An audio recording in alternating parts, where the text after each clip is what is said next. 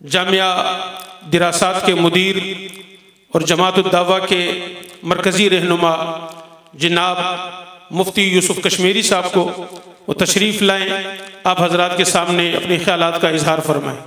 अस्सलामु अलैकुम वरहमतुल्लाहि वबरकातुहू। अल्हम्दुलिल्लाहिल्लज़ी हदाना लिदीनिल इस्लाम वमा कुन्ना लिनहतदिया लौला अन हदानल्लाह वस्सलातु वस्सलामु अला अशरफिल अंबिया'i वल मुरसलीन व अला आलिहि व सहबिहि अजमईन अम्मा बाद। अऊज़ु बिल्लाहि समील अलीम मिनश शैतानिर रजीम। इन्ना नहनु नज़्ज़लना ज़िक्र व इन्ना लहू लहाफ़िज़ून। ये अल्लाह रब्बुल इज़्ज़त का बहुत बड़ा फ़ज़ल और उसका करम है और उसकी खुसूसी तौफ़ीक है कि हमारी तरफ नबी बनकर आने वाले अल्लाह के आखिरी पैगंबर मुहम्मद रसूलुल्लाह सल्लल्लाहु अलैहि वसल्लम हैं, जिनकी इत्तिबा हम पर लाज़िम है। लेकिन इसके बावजूद पूरी दुनिया के मुसलमान दीगर अंबिया की इज़्ज़त एहतराम और उनकी हुर्मत को मुक़द्दस समझते हैं।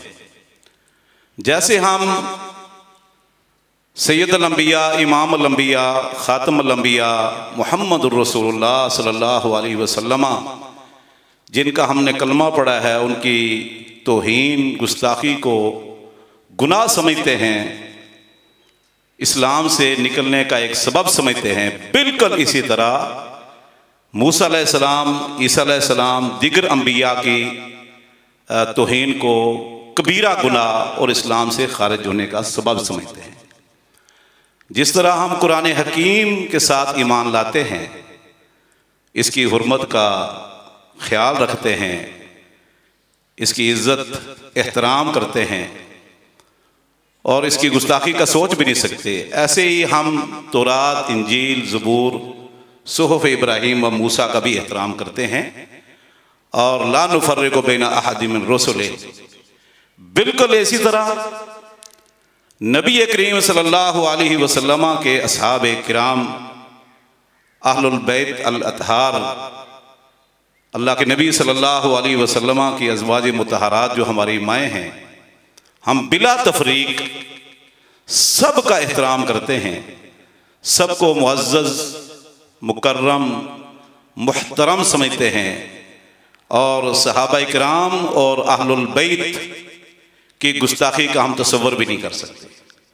हत्ता कि हम हर उस चीज़ का एहतराम करते हैं जिसकी निस्बत नबी करीम सल्लल्लाहु अलैहि वसल्लम की तरफ हो जाए।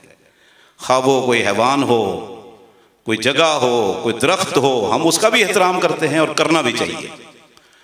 बहरहाल ये जो आयत मैंने आपके सामने पढ़ी है, आज जो बिल कौमी असम्बली से पास होकर सेनेट की तरफ वो जा रहा है और उम्मीद है कि वहाँ इंशाअल्लाह वहाँ से भी ये पास होगा, मंजूर होगा। मैं समझता हूँ कि ये जो आयत है, इन्ना नहनु नज़्ज़लना ज़िक्र व इन्ना लहू लहाफ़िज़ून, ये बिल का तकाजा यही है कि अगर कुरान करीम की और हदीस की, इस्लाम की हिफाजत हो सकती है तो उसका वाहिद ज़रिया सहाबा किराम की इज़्ज़त, हुर्मत, तक़द्दुस की हिफाजत है। क्योंकि कुरान करीम अल्लाह रब्बुल इज़्ज़त आज हमें नज़र नहीं आता कि अल्लाह हिफाजत कर रहा हो, ना ही नबी करीम सल्लल्लाहु अलैहि वसल्लम के बाद कोई फरिश्ते आए कि उन्होंने हिफाजत की हो। कुरान करीम की और हदीस की हिफाजत सहाबा किराम ने की, अहलुल बैत ने की है और सबसे पहले वो लोग थे इसके मुहाफ़िज़, और उन्हीं की तरफ अल्लाह ने फरमाया कि हम इस कुरान और हदीस की हिफाजत करेंगे। यानी सहाबा किराम रिज़वानुल्लाह अलैहिम अजमईन वो मुक़द्दस लोग हैं जो इस कुरान करीम और हदीस और इस्लाम और दीन और शरीयत के मुहाफ़िज़ हैं। अगर उनकी हिफाजत हम नहीं कर सके तो यकीन जानिए कुछ नहीं बचेगा। मैं समझता हूँ कि ये बिल, इसका को पास करना, इसकी हिमायत करना, ये इस्लाम की कुरान और हदीस के तहफ़्फ़ुज़ है, उसकी हिमायत है। और यकीन कीजिए कि अगर कोई भी अल्लाह के नबी सल्लल्लाहु अलैहि वसल्लम और सहाबा किराम और अहले बैत की गुस्ताखी नहीं करेगा तो सज़ा भी नहीं मिलेगी। सजा भी नहीं मिलेगी। एक तहैया कर ले तमाम मुसलमान कि इंशाअल्लाह हमने अपनी ज़बानों की हिफाजत करनी है अल्लाह के फजल करम से, तो इंशाअल्लाह अल्लाह के फजल करम से दुनिया के अंदर से फिरका वारियत, दहशतगर्दी खत्म हो जाएगी अल्लाह के फजल, खासतौर पर पाकिस्तान से।